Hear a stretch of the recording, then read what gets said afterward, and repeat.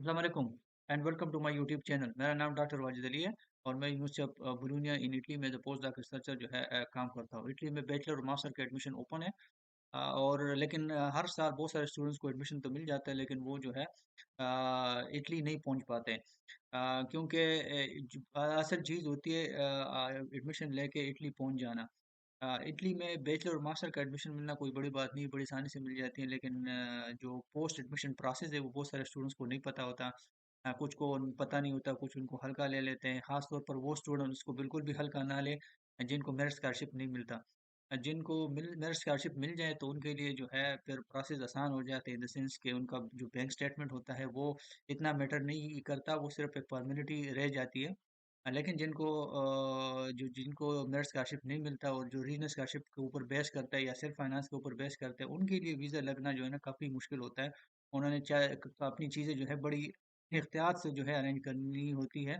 खासतौर पर bank statement, tax return file करना, फाइनेंशियल मैटर चीज़ें जो है वो बड़ी एहतियात से उनको जो है करनी पड़ती है और एक एक चीज़ को देखना पड़ता है सही तरह से जो है उनको अपनी जो है ख़ास तौर पर बैंक स्टेटमेंट डिटेल जो है वो तो इस वजह से जो है वो उनको वीज़ा रिजेक्शन के चांसेस बहुत ज़्यादा होते हैं। इस वीडियो में मैं आप लोगों को डिटेल से बताऊँगा। काफ़ी सारी इन्फॉर्मेशन मैंने आप लोगों के लिए कलेक्ट की है। कुछ खुद सर्च किए, कुछ जितने भी मास्टर के स्टूडेंट जो है उनको वीज़ा लग चुका है और इस प्रोसेस से गुजर चुके हैं, उनको 3-4 स्टूडेंट को मैं बिठा के और उनसे डिटेल से एक जो है कंफर्मेशन करके इन्फॉर्मेशन जो है मैंने कलेक्ट की है। और वो सारी की सारी जो है आप लोगों को इस वीडियो में मैं आप लोगों के साथ शेयर करूँगा। तो इस वीडियो को देख के आई होप कि आप लोगों का वीज़ा रिजेक्शन चांसेस जो है वो काफ़ी हद तक जो है वो रिड्यूस होगा। लेकिन उसको आप लोगों ने डिटेल से आखिर तक इस वीडियो को देखना है ताकि आप लोगों को पूरी इन्फॉर्मेशन जो है वो मिले। इसके ऊपर अमल करेंगे तो आई एम श्योर कि आप लोगों को वीज़ा रिजेक्शन के जो चांसेस है वो बहुत काफ़ी हद तक जो है वो रिड्यूस होंगे। ठीक है? तो ये ये जो है ये वो चीज़ें हैं जो मैंने आप लोगों के लिए कलेक्ट की है। और जब भी आप लोगों को एडमिशन मिलता है इटली के अंदर तो कुछ यूनिवर्सिटीज़ ऐसी है जो आपको ऑफर लेटर देता है और कुछ यूनिवर्सिटीज़ ऐसी है जो आपको सिर्फ ईमेल करते हैं, उसी को आप लोगों ने आगे जो है यूज़ करना होता है। इसमें मेन यही चीज़ें हैं। जब जब भी आप लोगों को एडमिशन मिल जाए तो आप लोगों को एक प्री एनरोलमेंट की ज़रूरत होती है। वीज़ा चेक लिस्ट भी बनाना पड़ता है, इनके बहुत सारे लवाज़िमात होते हैं। डीओवी चेक लिस्ट होता है, बैंक स्टेटमेंट डिटेल होती है, रीजंस ऑफ वीज़ा रिजेक्शंस और how to answer interview questions in embassy. तो ये सारी चीज़ें हैं, इनके ऊपर बहुत डिटेल से जो है ना मैंने चीज़ें कलेक्ट की है और आप लोगों के साथ शेयर करूँगा।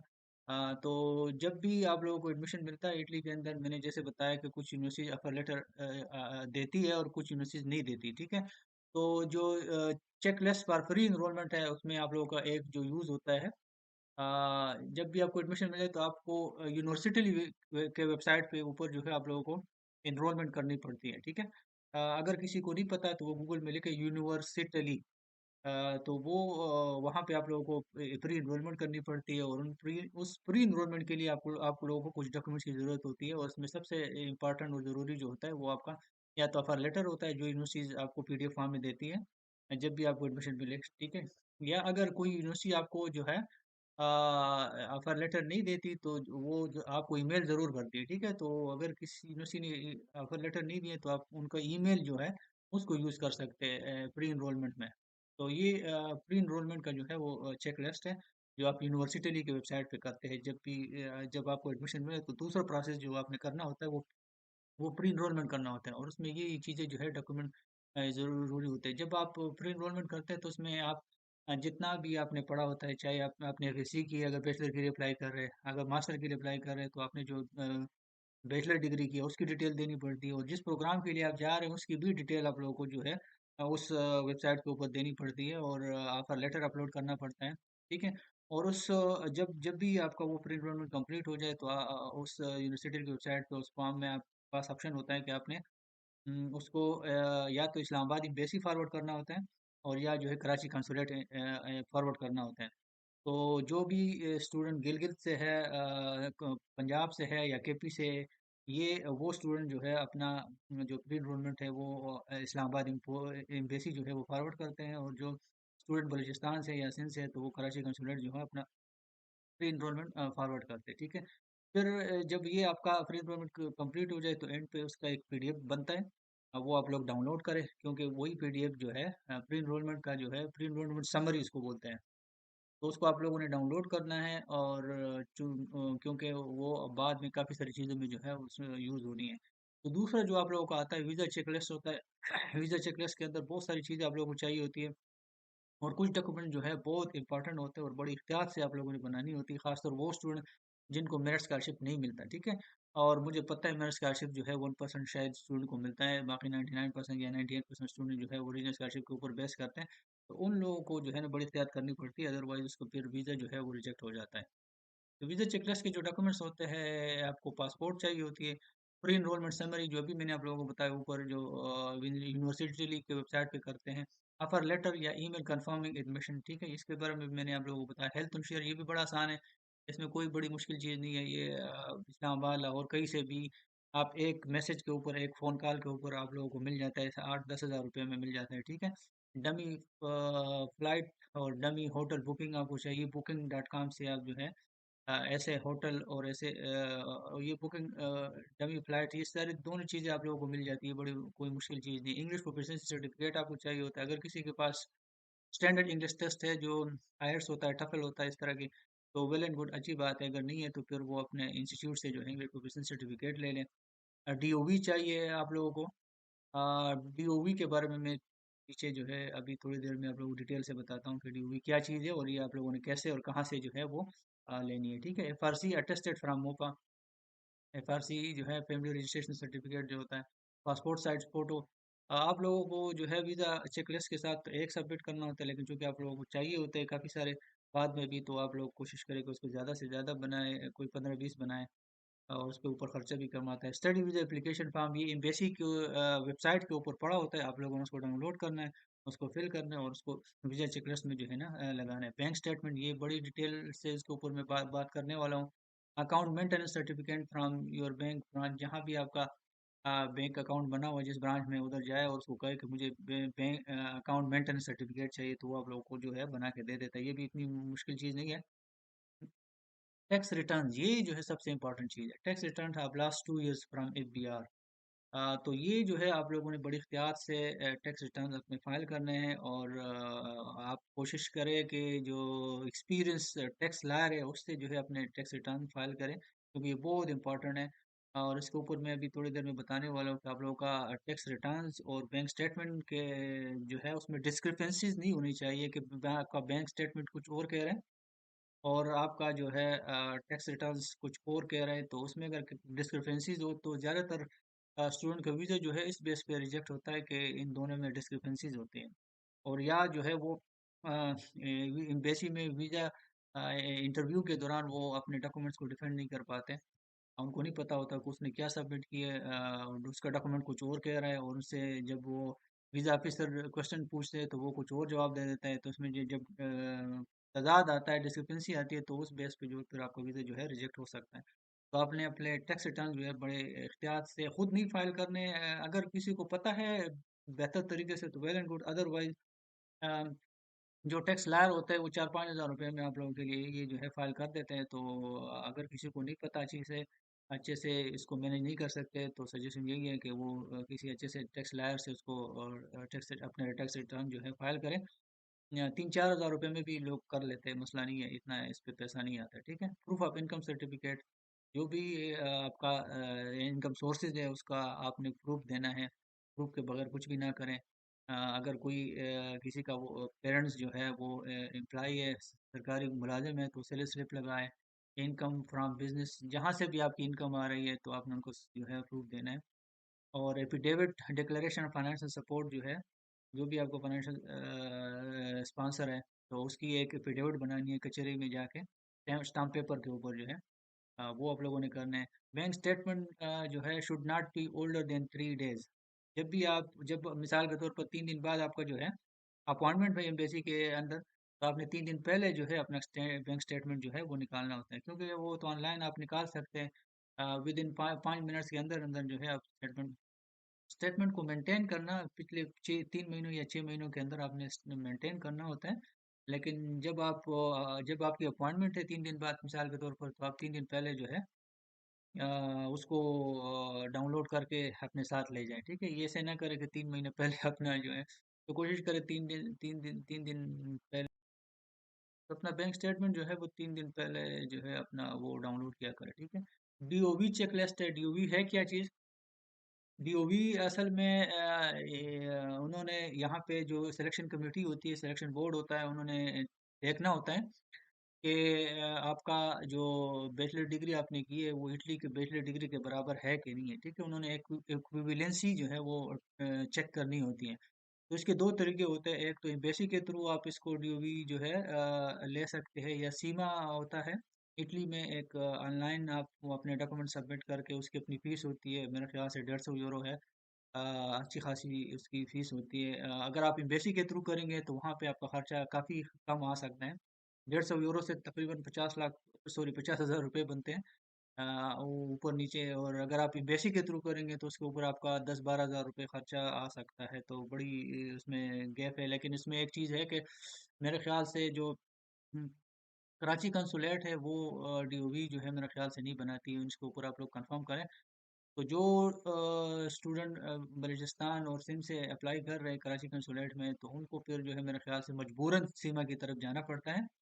और जो स्टूडेंट गिलगित केपी और पंजाब से अप्लाई कर रहे हैं, तो वो जो है इस्लामाबाद एम्बेसी के थ्रू जो है अपना डीओवी बना सकते हैं। तो उस सूरत में आपका खर्चा उसके ऊपर जो है बड़ा कम आता है। और तो उसके लिए क्या क्या डॉक्यूमेंट्स चाहिए होते हैं? उसके लिए आपके जितने भी एजुकेशनल डॉक्यूमेंट्स हैं, अगर आप बैचलर के लिए अप्लाई कर रहे हैं तो आपका मैट्रिक और पीसी के डॉक्यूमेंट्स, उसके ट्रांसक्रिप्ट और डिग्री जो है वो आपको चाहिए होती है। लेकिन सबसे पहले जो है आप लोगों ने क्या करना है, मैट्रिक से ऑनवर्ड जितने भी आपके डॉक्यूमेंट्स हैं, आप जो जो बोर्ड के डॉक्यूमेंट्स होते हैं मैट्रिक और एफएससी के, उसने आप लोगों ने उनको अपने रिस्पेक्टिव बोर्ड से जो है टेस्ट कराने होते हैं, ठीक है। अ, अपने रिस्पेक्टिव बोर्ड से अटेस्ट कराने होते हैं, फिर जाके इस्लामाबाद में जो आईपीसीसी होता है वहाँ से अटेस्ट कराने होते हैं। और जो भी जितनी भी आपकी डिग्रीज है, बैचलर डिग्री है, तो वो आप लोगों ने इस्लामाबाद में किसी से जो है वो अटेस्ट कराना होता है, ठीक है। ये डीओवी के चेकलिस्ट है। आप लोगों ने ऐसे जो है डीओवी के लिए डॉक्यूमेंट नहीं भेजने, आप लोगों ने अटेस्टेड डॉक्यूमेंट भेजने, ठीक है। और अटेस्टेड डॉक्यूमेंट जो है बोर्ड के अपने रिस्पेक्टिव बोर्ड से अलग करने हैं, फिर आईपीसीसी इस्लामाबाद से करने हैं, और डिग्री जो है सिर्फ पीसीसी इस्लामाबाद से करनी होती है, ठीक है। आप लोगों ने इसको जो है अपोस्टाइल भी कराना है। Apostille all your educational documents in Farsi from Mopa in original form में आप लोगों ने इसको अपोस्टाइल कराने हैं, जो Mopa ministry of foreign affair से होता है। और अपोस्टाइल सिर्फ जो है जो इंस्टीट्यूशन है वो वही है, मोफा ही है। वो चेंज नहीं हुआ है, लेकिन आपने जो है इससे इसके लिए अपॉइंटमेंट भी ले सकते हैं, लेकिन मेरे ख्याल से तरीक़ाकार थोड़ा सा चेंज हो गया। जितने भी कुरियर सर्विसेज है पाकिस्तान के अंदर, तो उसके थ्रू आप अपने डॉक्यूमेंट्स को भेज सकते हैं। और उसकी अपनी फ़ीस होती है पोस्टाइल कराने की, हर डॉक्यूमेंट्स की मेरे ख्याल से 1500 या 3000 है, अच्छी खासी उसमें जो है सिर्फ उन्होंने पैसे बढ़ा दिए। लेकिन ये है कि ये अब वर्ल्ड वाइड जो है वो माने जाते हैं, पहले नहीं होते थे। जब आप पहले सादा अटेस्टेशन कराते थे मोपा से पहले, तो उसको अगर यहाँ इटली लाके या किसी भी कंट्री में ले जाके तो आपको फिर से दोबारा से जो है अपनी लोकल जो एम्बेसी होती पाकिस्तान की, वहाँ से फिर से जो है कराना पड़ता था। अब जो है उसकी ज़रूरत नहीं पड़ेगी। लेकिन उसकी फ़ीस उन्होंने बढ़ाई है। आप लोगों ने मोफा से इसको अपोस्टाइल कराने होते हैं। और जितने भी पाकिस्तान के अंदर वो है टीसीएस सर्विसेज है, अ, तो उसके थ्रू जो है आप डॉक्यूमेंट्स को भेज सकते हैं।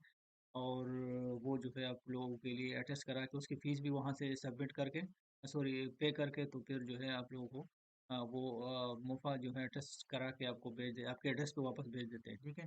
तो मिसाल भी जो है डीओवी का जो है एक डॉक्यूमेंट है, उसके लिए चाहिए होते हैं ऑफर लेटर, चाहिए होते हैं ईमेल, जो चाहिए होते हैं कंफर्मेशन कंफर्मिंग योर एडमिशन, और 3 colour copies of domicile and passport. लेकिन इसको आप लोगों ने नोटराइज कराने हैं, ठीक है।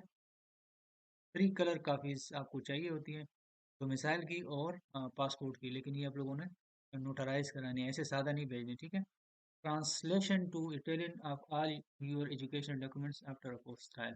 जब भी आपके डॉक्यूमेंट अपोस्टाइल हो जाए, मुफ्त से वापस आ जाए, तो आप लोगों ने उनकी जो है उनकी ट्रांसलेशन करानी होती है। चूँकि आपके चूँकि डीओवी के लिए ये डॉक्यूमेंट्स यूज़ हो रहे हैं, तो डीओवी के लिए आपने इसको इटालियन में इसलिए कन्वर्ट कराने होते हैं क्योंकि उन्होंने चेक करना है कि आपके ग्रेड्स और डिग्री के रिक्वायरमेंट जो है वो इटली के डिग्री के बराबर है कि नहीं है। तो ये ट्रांसलेट कराना जो है वो बड़ा इम्पोर्टेंट होता है, ज़रूरी होता है।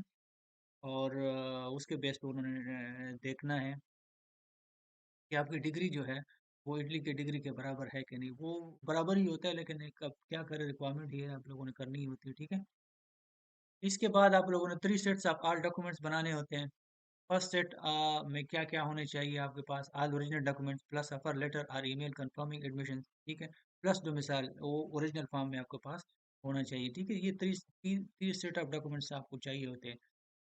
दिस सेकंड सेट में क्या होना चाहिए आपके पास? Copy of all educational documents, ठीक है, plus original translation, plus one notarize copy of domicile and passport, ठीक है, नोटराइज कॉपी है। थर्ड सेट में क्या होना चाहिए आपके पास? Copy of all educational documents plus copy of translation of educational documents plus one notarize copy of passport and domicile, ठीक हो गया। तो ये 3 सेट ऑफ डॉक्यूमेंट्स आपके पास होने चाहिए। बैंक स्टेटमेंट डिटेल जो है ये बड़ी इंपॉर्टेंट चीज़ है। अ, इसमें लास्ट 4 to 6 मंथ्स जो है आप लोगों ने अकाउंट स्टेटमेंट जो मंथ वो जो है आप लोगों ने account maintain last 4 to 6 months statement जो है ओल्डर द स्टेटमेंट, जितना आपका स्टेटमेंट जो है वो पुराना होगा उतना ही बेहतर होता है, ठीक है, बेहतर होता है। तो 3 महीनों से भी काम चल जाते हैं, मसला नहीं है, लेकिन आप 6 महीनों तक उसको स्टेटमेंट बनाएं तो ज़्यादा बेहतर है, ठीक है। इसमें maintain up to 30 lakh in these 6 months, इन 6 महीनों के अंदर अंदर जो है आप लोगों ने अपना अकाउंट जो मेंटेन रखना है वो 25 से 30 लाख रुपए उसमें आप लोगों जो है उसकी इन आउट करे। लेकिन उसमें जो जो आप लोगों ने उसमें बहुत बड़ी अमाउंट एक साथ बहुत बड़ी अमाउंट जो है जमा नहीं करानी, क्योंकि बाज़ दफ़ा उसकी प्रूफ मांगते हैं आपसे, तो फिर बंदा मुश्किल में फंस जाता है। तो कोशिश करें कि थोड़े थोड़े अकाउंट और 1 महीने के अंदर 2-3 ट्रांजेक्शन किया करें।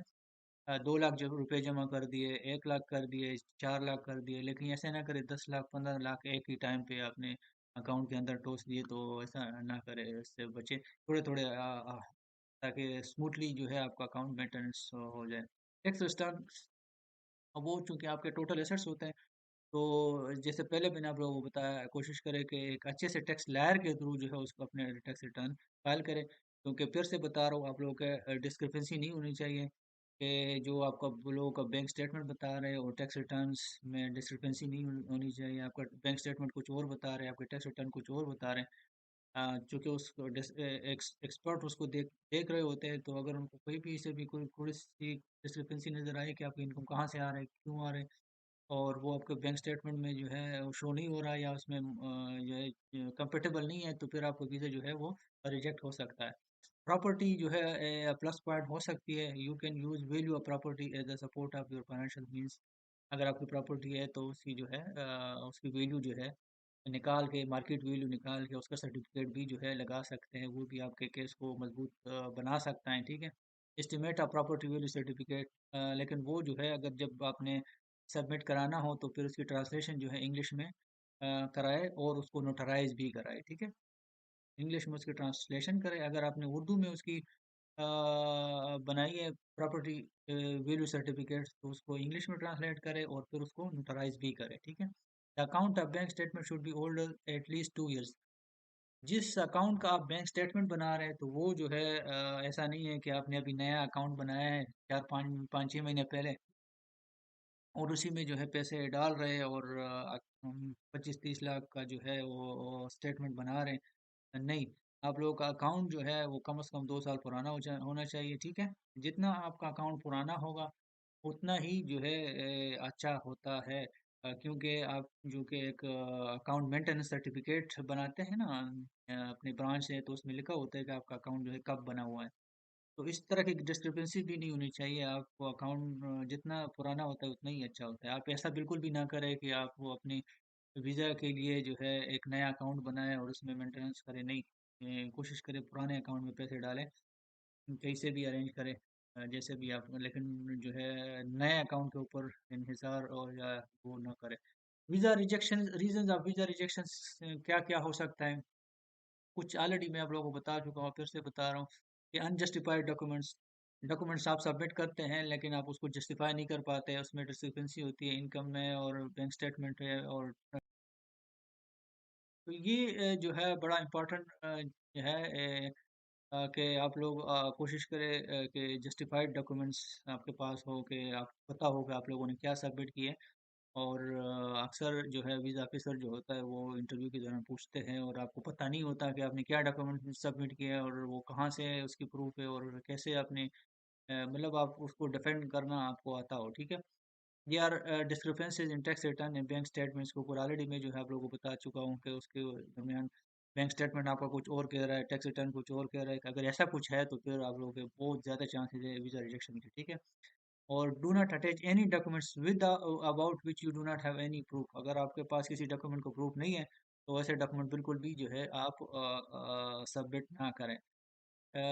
They can reject your visa if you cannot depend on your documents which you submitted for visa. अगर वीज़ा के लिए आपने कोई डॉक्यूमेंट सबमिट किए, उसको आप डिफेंड नहीं कर सकते। आपने डॉक्यूमेंट तो सबमिट किए लेकिन आपको पता नहीं है कि ये मैंने क्या सबमिट किए, उसको अंदर से आपसे कोई क्वेश्चन भी कर सकते हैं। तो अगर आपको पता ना हो तो फिर जो है आपका वीज़ा रिजेक्ट हो सकता है। इधर you should be self sponsored और योर पेरेंट्स।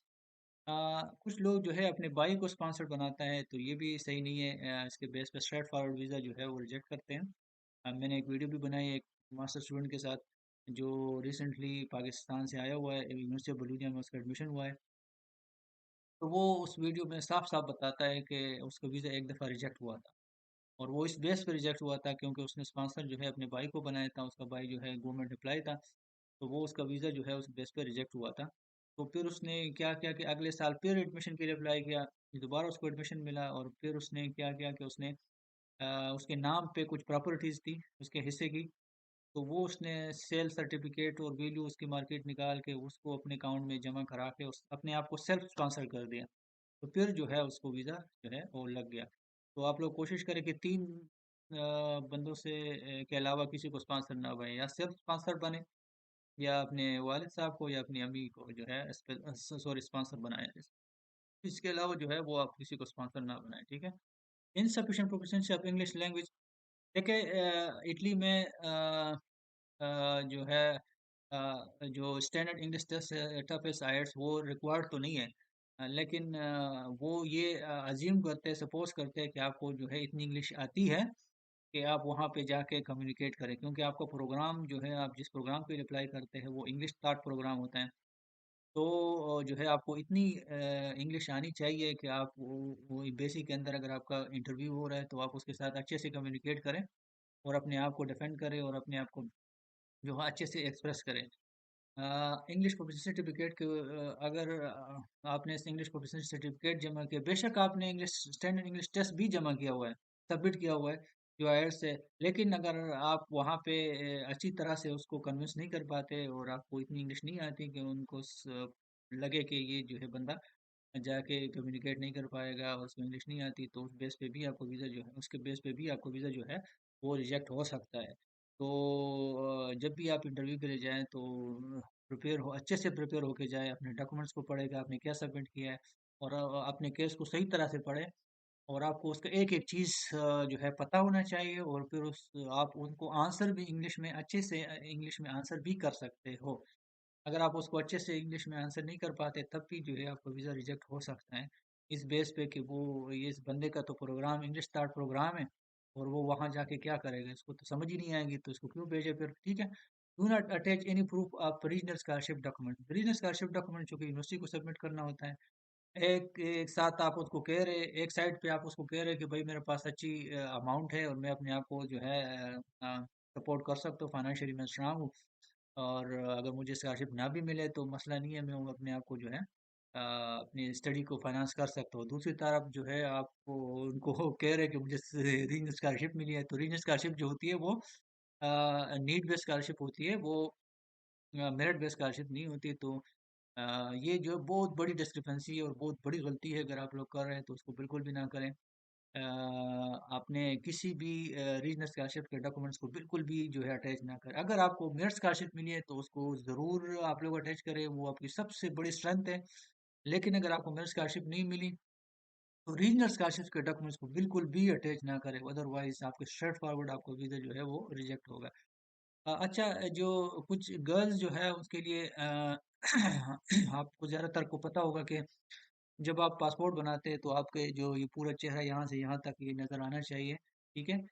ऐसे ये सारा नज़र आना चाहिए। अगर किसी ने ऐसा पासपोर्ट बनाया हुआ है जिसमें ये नज़र नहीं आ रहा, तो कुछ गर्ल्स के वीज़े जो है इस बेस पे भी रिजेक्ट करते हैं और उसको दोबारा से जो है पासपोर्ट बनाना होता है। तो जब भी आप पासपोर्ट बनाते हैं तो इन चीज़ों का जो है वो ख्याल करें। ज़्यादातर तो पता होगा लेकिन कुछ को नहीं पता, तो चलो यहाँ से पता चल जाएगा। इंटरव्यू इन एम्बेसी में क्या क्वेश्चन पूछे जा सकते हैं, और कुछ स्टूडेंट जो है अपने आप को वहाँ पे डिफेंड नहीं कर पाते हैं इंटरव्यू के दौरान, तो जो है उसको वहाँ से भी मार पड़ती है, उसका वीज़ा जो है वो रिजेक्ट हो सकता है। इंट्रोडक्शंस आप अच्छे एक अच्छा सा इंट्रोडक्शन अपने लिए जो है वो तैयार करें। What is your course? कुछ ज़्यादातर स्टूडेंट के लिए जो है अप्लाई, वो जो है एजेंट के थ्रू या कंसल्टेंट के थ्रू अप्लाई करते हैं, उनको पता ही नहीं होता कि उनका कोर्स क्या है, उनके कोर्स की क्या क्या मतलब उसकी उसमें क्या वो पढ़ेगा जाके, और उसकी सिटी कुछ भी नहीं पता होता उनका, ठीक है? तो जब वहाँ एम्बेसी जाके उनसे पूछते हैं, उनको नहीं पता, वो ब्लैंक हो जाता है, तो फिर ज़ाहिर-सी बात है वीज़ा ऑफिसर बच्चा तो नहीं होता, उनको पता होता है कि मामला ख़राब है। तो फिर जो है उसका वीज़ा रिजेक्ट हो सकता है। तो आप अपने जब भी आप एम्बेसी जाएँ इंटरव्यू के लिए, तो अपने हर चीज़ को सही तरह से पढ़ें, और आपको हर अपने केस को पूरी तरह से पता होगा कि आप किस कोर्स के लिए जा रहे हैं, किस सिटी के लिए जा रहे हैं, क्या प्रोग्राम है आपका, उसकी क्या रिक्वायरमेंट है। तो ये सारी चीज़ें जो है वो आपको पता, ये भी पूछते हैं कि व्हाई दिस कोर्स, कि आप इस कोर्स में अप्लाई आपने क्यों किया और क्यों जो है इसके लिए जा रहे हैं, तो आप अच्छा सा एक आंसर उसके लिए भी तैयार करके रखें। Why Italy which you should relate with your course, कि आपसे ये भी पूछ सकते हैं कि इटली क्यों जा रहे हैं, मतलब आप स्टडी के लिए जा रहे हैं, किसी और कंट्री क्यों नहीं जा रहे हैं, तो आपके पास एक अच्छा सा आंसर होना चाहिए, और उसको आप अपने कोर्स से रिलेट करें कि मेरा जो है प्रोग्राम, ये यूनिवर्सिटी जो पर्टिकुलर कोर्स ऑफर कर रही है ये मेरे इंटरेस्ट का है, इसमें मेरा बड़ा स्किल्स भी है, और वहाँ पे जो है उसकी ट्रेनिंग बड़ी अच्छी है, तो मैं उसमें मज़ीद जो है ट्रेनिंग लेना चाहता हूँ, स्किल जो है हासिल करना चाह रहा हूँ। तो आप कोशिश करें कि उसको अपने कोर्स के साथ रिलेट करें कि उसका कोर्स बड़ा अच्छा है और मुझे उसमें इंटरेस्ट है, और मैं उसमें जो है मज़ीद जो है ट्रेनिंग और एक्सपर्टीज़ स्किल्स हासिल करना चाह रहा हूँ। Tells about culture of Italy, तो अगर आपको मोटा मोटा कुछ पता है तो ठीक है, बता दें, ये कोई इतनी बड़ी बात नहीं, लेकिन झूठ नहीं बोलना। बस सीधा-सीधा बता दें जो आपको पता है। How many are dependent and how many are independent in your family, ये भी आपको पता होना चाहिए, और उसका आंसर भी आप लोगों ने बिल्कुल स्ट्रेट फॉरवर्ड देना है। इसमें कोई झूठ नहीं बोलना, क्योंकि वो पीछे जो आप लोगों ने डॉक्यूमेंट सबमिट की होती है, एफआरसी सबमिट किया हुआ होता है, बैंक स्टेटमेंट सबमिट की होती है, टैक्स रिटर्न आप लोगों ने फाइल किए होते हैं, तो उसमें सारी चीज़ें ये आपस में लिंक होते हैं। लिंक होते हैं, तो आप लोगों ने इसमें बिल्कुल भी झूठ नहीं बोलना, जो भी है आपने सीधा सीधा बताना होता है। What is your plan after completing your study, यहाँ भी कुछ लोग भी जो रिजेक्ट होते हैं, आप लोगों ने ये बिल्कुल नहीं बताना कि मैं जो है मैं तो वापस पाकिस्तान आना नहीं चाहता, और मैं पाकिस्तान की शक्ल नहीं देखना चाह रहा, इस तरह खैर आप बोलेंगे भी नहीं, लेकिन फिर भी आप लोगों ने कहना है कि मैं वहाँ से ट्रेनिंग लेके वापस पाकिस्तान आना चाह रहा हूँ, अपनी कम्युनिटी कंट्री को और लोगों को सर्व करना चाहता हूँ, तो इस तरह से आंसर आप लोग करें। Famous places of your destination city, जिस सिटी में आप जा रहे हैं तो उसके फेमस उसमें कहाँ क्या चीज़ फेमस है, तो जिस सिटी में आपका एडमिशन हुआ यूनिवर्सिटी में, तो आप ऐसे सर्च कर लें कि वहाँ पे क्या फेमस है, बता दें। ये भी इतना इंपॉर्टेंट नहीं है, अगर आपको नहीं पता सीधा सीधा बता दें कि मुझे नहीं पता, आई डोंट नो, मैं वहाँ जाके पता मतलब देखूंगा, एक्सप्लोर करूंगा। Question about your financer, what he is doing, how much is his income, तो ये अब अच्छी तरह से जो है आप लोग इंटरव्यू में जाने से पहले पढ़ लिया करें, ठीक है, पता कर लिया करें कि जो भी आपका फाइनेंसर है उसके बारे में आपको कंप्लीट ए टू जी सारी चीज़ें जो है वो पता हो, क्योंकि आपने उसको फाइनेंसर बनाया हुआ है और आपको पता ही नहीं है कि वो कर क्या आ रहा है, उसकी इनकम क्या है, कितनी अर्न कर रहा है, कहाँ से अर्न कर रहा है, किस चीज़ से अर्न कर रहा है, तो इन सारी चीज़ों का आपको पता होना चाहिए, क्योंकि वो आपका फाइनेंसर है, उसके बारे में आपको पूरी डिटेल पता होनी चाहिए। What your mother is doing, ये क्वेश्चन भी वो कर सकते हैं, तो आपको इसका भी वो सीधा सीधा बताना है, अगर कोई हाउस वाइफ है, कोई एम्प्लॉय है, जो भी है, तो आप लोगों ने सीधा सीधा जो है उनको बताना है।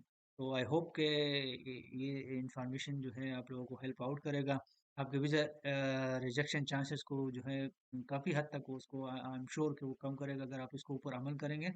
और इस ये इन्फॉर्मेशन और इससे रिलेटेड और काफ़ी सारी चीज़ें जो है मैं अपने यूट्यूब चैनल से डेली जो है लाइव आता हूँ, मैं काफ़ी सारे स्टूडेंट को इनवाइट भी करता हूँ जो जिनको इसके बारे में ज़्यादा पता होता है। तो आप लोग मेरी यूट्यूब लाइव सेशन में आया करें और इस तरह के क्वेश्चन जो भी आप लोगों का है इसके अलावा और इससे रिलेटेड तो